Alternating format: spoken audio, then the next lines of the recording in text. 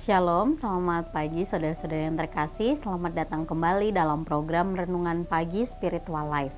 Perenungan kita pagi ini akan terambil dari 1 Korintus pasal 11 ayat 17 sampai 34 dengan judul perikop kebiasaan-kebiasaan yang salah dalam perjamuan malam. Demikian firman Tuhan. Dalam peraturan-peraturan yang diberikan, aku tidak dapat memuji kamu, sebab pertemuan-pertemuanmu tidak mendatangkan kebaikan tetapi mendatangkan keburukan. Sebab pertama-tama aku mendengar bahwa apabila kamu berkumpul sebagai jemaat ada perpecahan di antara kamu. Dan hal itu sedikit banyak aku percaya. Sebab di antara kamu harus ada perpecahan supaya nyata nanti siapakah di antara kamu yang tahan uji. Apabila kamu berkumpul, kamu bukanlah berkumpul untuk makan perjamuan Tuhan, sebab pada perjamuan itu tiap-tiap orang memakan dahulu makanannya sendiri, sehingga seorang yang lapar dan yang lain mabuk. Apakah kamu tidak mempunyai rumah sendiri untuk makan dan minum? Atau maukah kamu menghinakan jemaat Allah dan memalukan orang-orang yang tidak mempunyai apa-apa? Apakah yang kukatakan kepada kamu, memuji kamu? Dalam hal ini aku tidak memuji, sebab apa yang telah kuteruskan kepadamu telah kuterima dari Tuhan, yaitu bahwa Tuhan Yesus pada malam waktu itu ia diserahkan, mengambil roti dan sesudah itu ia mengucap syukur atasnya. Ia memecah-mecahkannya dan berkata, "Inilah tubuhku yang diserahkan bagi kamu, perbuatlah ini menjadi peringatan aku." Demikian juga ia mengambil cawan sesudah makan lalu berkata, "Cawan ini adalah perjanjian baru yang dimeteraikan oleh darahku. Perbuatlah ini setiap kali kamu meminumnya menjadi peringatan akan aku. Sebab setiap kali kamu makan roti ini dan minum cawan ini, kamu memberitakan kematian Tuhan sampai ia datang. Jadi barang siapa dengan cara yang tidak layak makan roti atau minum cawan Tuhan, ia berdosa terhadap tubuh dan darah Tuhan. Karena itu hendaklah tiap-tiap orang menguji diri sendiri dan baru sesudah itu ia makan roti dan minum dari cawan itu. Karena barang siapa makan dan minum tanpa mengakui tubuh Tuhan, ia mendatangkan hukuman atas dirinya. Sebab itu banyak di antara kamu yang lemah dan sakit, dan tidak sedikit yang meninggal. Kalau kita menguji diri kita sendiri, hukuman tidak menimpa kita. Tetapi kalau kita menerima hukuman dari Tuhan, kita dididik supaya kita tidak akan dihukum bersama-sama dengan dunia. Karena itu saudara-saudaraku, jika kamu berkumpul untuk makan, nantikanlah olehmu seorang akan yang lain.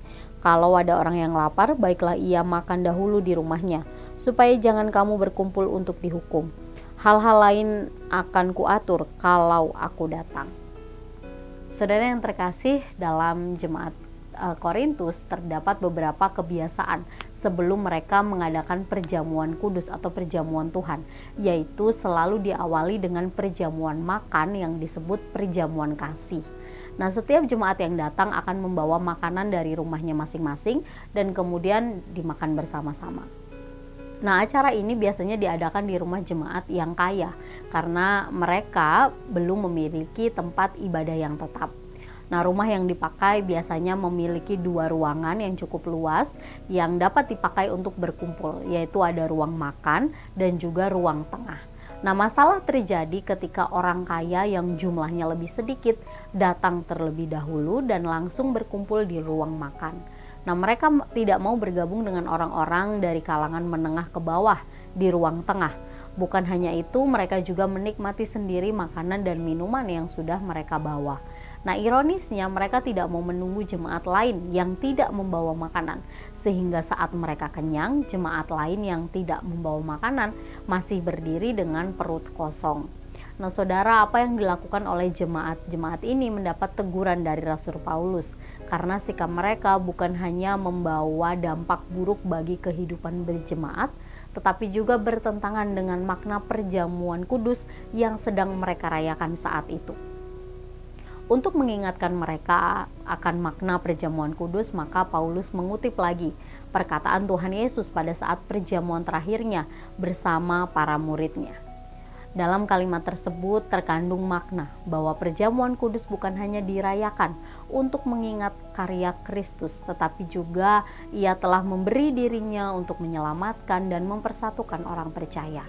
Makna memberi diri dan berbagi inilah yang harus mereka teladani dari Tuhan Yesus ketika merayakan perjamuan kudus.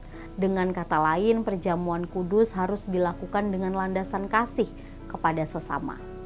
Saudara-saudara yang terkasih, sakramen perjamuan kudus masih dilakukan secara berkala dalam gereja kita pada saat ini.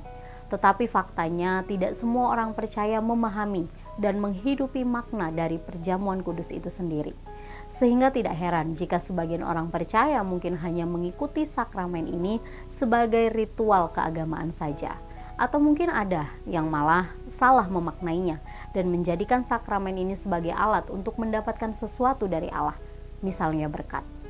Nah, melalui teguran Paulus untuk jemaat di Korintus, kita diajak untuk memaknai sakramen perjamuan kudus dengan benar, yaitu bukan hanya sebagai pengingat akan karya keselamatan yang dikerjakan oleh Kristus, tetapi juga kita harus meneladani Kristus dalam memberi diri dan berbagi dengan sesama.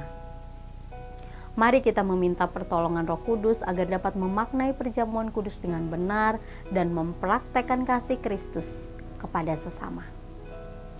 Saudara, marilah kita mengambil waktu sejenak untuk merenungkan firman Tuhan yang baru saja kita dengar. Saudara, bagaimanakah cara saudara memaknai sakramen perjamuan kudus yang saudara ikuti selama ini? Jika selama ini saudara mengikuti sakramen perjamuan kudus hanya sebatas ritual keagamaan saja, maka marilah mengambil waktu untuk mendoakan hal tersebut dan meminta hikmat dari Roh Kudus untuk saudara bisa memahami dan menghidupi maknanya.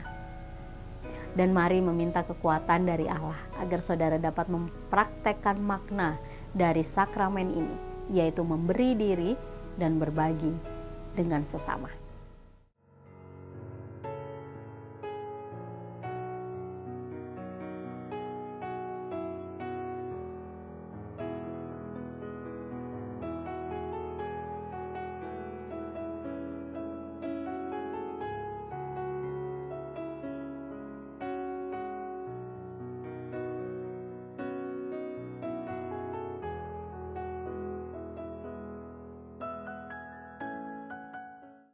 Demikian renungan kita hari ini, mari kita berdoa.